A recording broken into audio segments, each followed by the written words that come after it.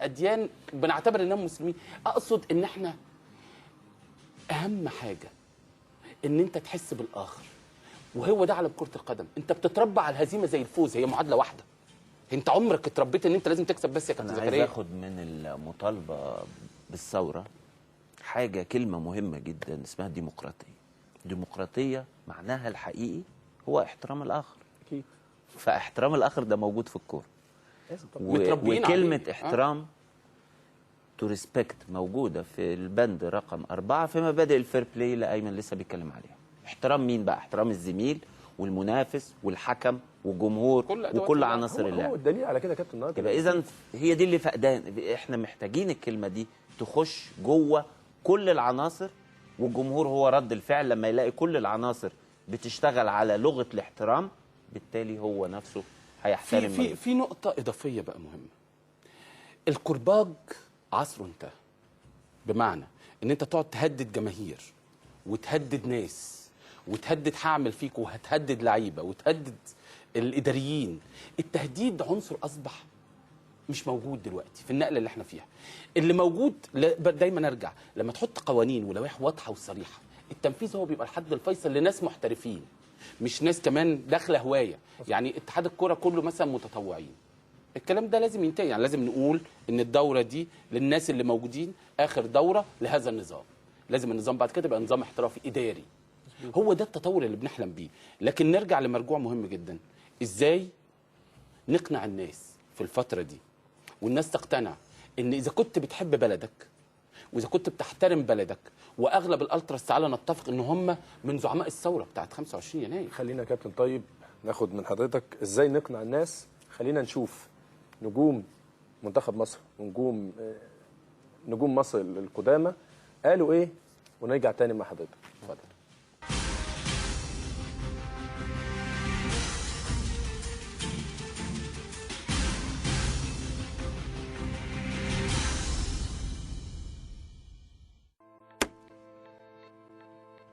طبعا انا برفض التعصب. طبعا المفروض الجمهور يشجع، يبقى مثالي في تشجيعه، ويعرف ان يحب فرقته ويفضل لاخر ثانيه، ويعرف ان في حاجه اسمها توفيق وعدم توفيق، وان المدرب عاوز يكسب واللاعب عاوز يكسب. طبعا عاوز يعمل مجد لنفسه، عاوز يحرز بطولات، وعاوز يفرح جمهور، وعاوز يفرح مدربينه.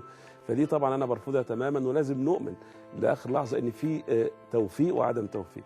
فالتشجيع المثالي مطلوب جدا جدا من كل الجماهير، وفي نفس الوقت لازم الجمهور يعرف ان اللاعب عاوز يكسب وعاوز يعمل بطولات ويفرح جمهوره.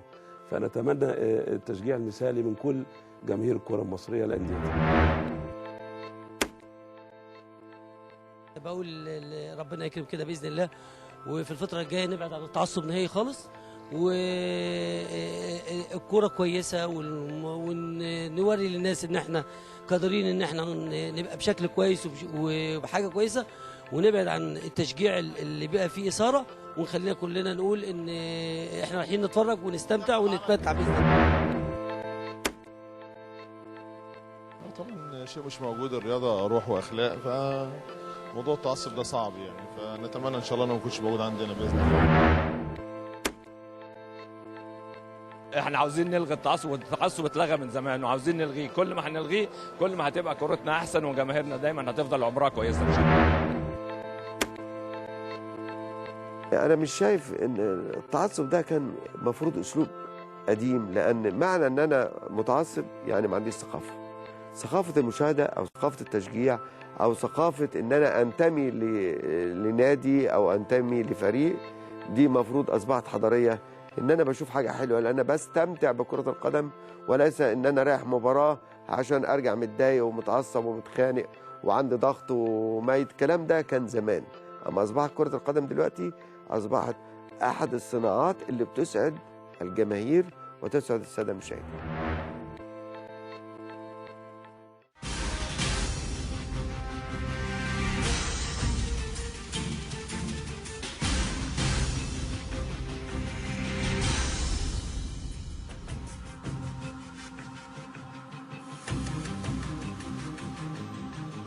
رجعنا لكم تاني مع ضيوفي كابتن زكريا ناصف والكابتن ايمن يونس.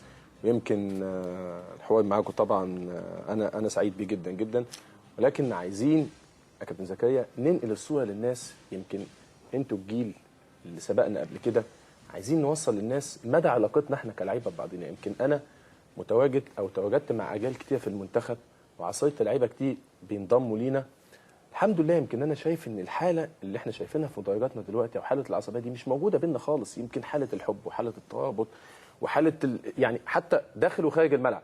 انا هفتكر مثلا من ضمن الحاجات، يمكن لما بينضم لينا اي لاعب جديد للمنتخب بيجي في وسطينا، طبيعي ان هو لما بيجي المنتخب كمان من جديد تحس ان هو مشدود مخضوض مش عارف يعني. من ضمن الحاجات كان جه معانا محسن هنداوي، كان موجود معانا فتره، ما بتجيش تقعد معانا ليه، ما بتتكلمش معانا ليه، فبدا ياخد على الجو، بدا يدخل في وسطينا وبدا يبقى يعني يضحك ويهزر ويبقى عادي يعني الموضوع. فده اللي احنا عايزين نوصله للناس، عايزين نوصل لجماهيرنا في المدرجات يا جماعه ادي العلاقه بين الكابتن ايمن يونس والكابتن زكريا، العلاقه بيننا كلنا سواء لعيبه النادي الاهلي سواء لعيبه النادي الزمالك سواء لعيبه النادي الاسماعيلي، كلنا علاقه طيبه وخارج وداخل الملعب. يمكن احنا دايما على اتصال. انا لما بيكسب مثلا الزمالك في مباراه اتصل ابارك للناس، لان هي دي زي ما اتفقنا ان هي دي روح رياضيه، وهو ده مبدا كره القدم يعني، او مبادئ كره القدم، ان في النهايه التنافس شريف، مين يكسب نقول له مبروك، مين يخسر نقول له هارد لك. فايه يا كابتن زكريا يعني في العلاقه بيننا وبين بعضينا؟ العلاقة دي موجودة من حتى الأجيال اللي قبل جيل كابتن أيمن وجيلي، موجودة بين الأهلي والزمالك وحتى الإسماعيلي، موجودة العلاقة بين اللعيبة وبين بعض. ده بالعكس، ده كان في ترابط. بمثال بسيط، الأهلي لعب نادي سانتوس البرازيلي سنة 92، للأهلي كان الكابتن علي أبو جريش.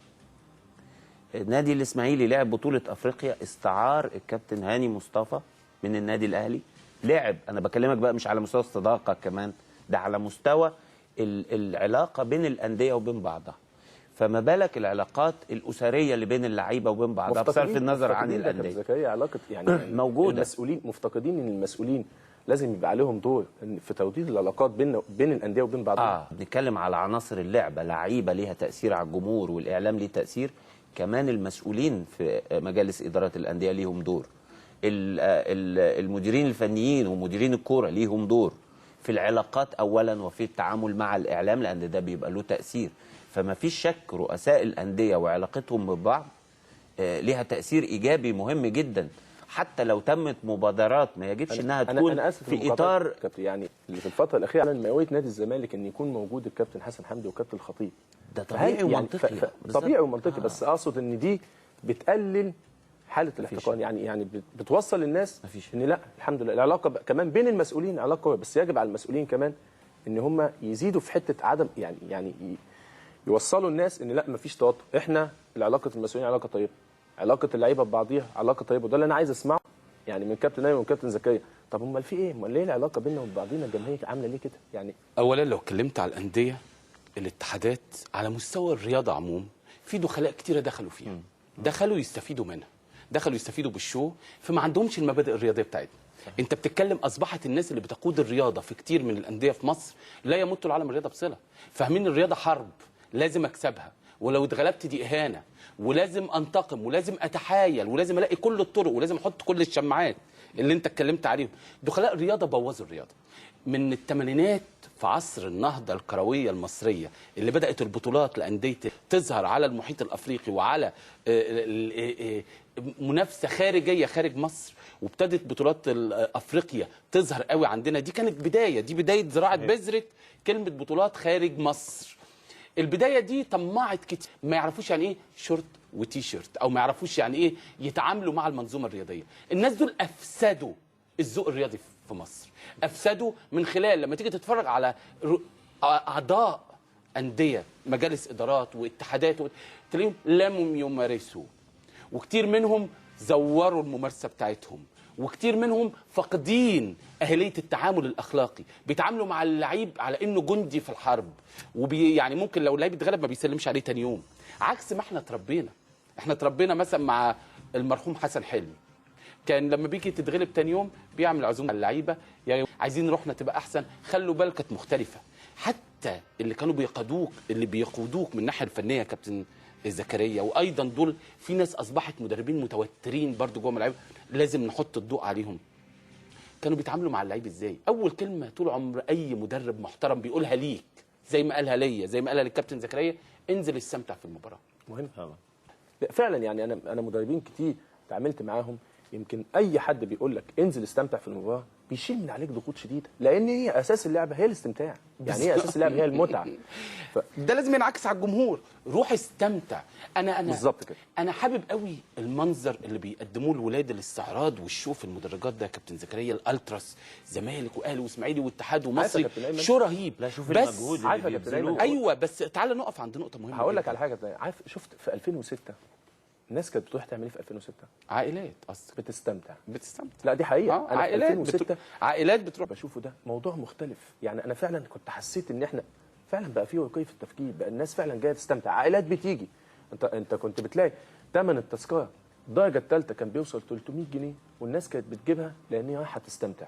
صحيح. فشفنا حاله، يمكن انا فاكر في النهائي ضيعت بنالتي في اكسترا تايم ولقيت الناس بتسقف. لا الناس الاستاد كله سكت وما كانش يعني، ففعلا دي متعه، هي دي اساس كره القدم، دي متعه. والتطور استمر، يعني اقصد ان الجمهور بقى تحسن لدرجه بقى جمهور تحس بقيمته في المباراه. بالزبط. كلمه لما كنا بنجامل تقول الجمهور رقم 13 او جمهور رقم 1، بقت لا، ده الجمهور فعلا واقف في الملعب يا كابتن زكريا، وقفه جميله، بس قله دايما. يعني اهو بس يا كابتن في 2006، يعني لو ده كان 2006، انا بقول لك انا ضيعت بنالتي لو موجود لو عرفنا نجيبه، والله يا كابتن انا يعني طبيعي انك انت لما بتضيع بنالتي في اكسترا بتحس ان الناس بقى زوم والكلام ده وكده، والناس زوم عليك، لقيت ان الناس سكتت خالص والناس هدت خالص. زكريا فشايلك مسؤوليه، احساس لا الناس جايه. انا عايز اتكلم على، بما انك ذكرت 2006، انتوا الحقيقه اضفتوا لينا كجيل، لدرجه انا وانا بتفرج عليكم اتمنيت ان انا العب في الجيل بتاعكم، لان انتوا فرضتوا حب واحترام باخلاقياتكم اولا وبادائكم في الملعب، التلاحم اللي تم على مستوى مصر، لدرجه ان حتى لما كنتوا بتروحوا غانا او انجولا الوضع في مصر كان اكنكم بتلعبوا هنا.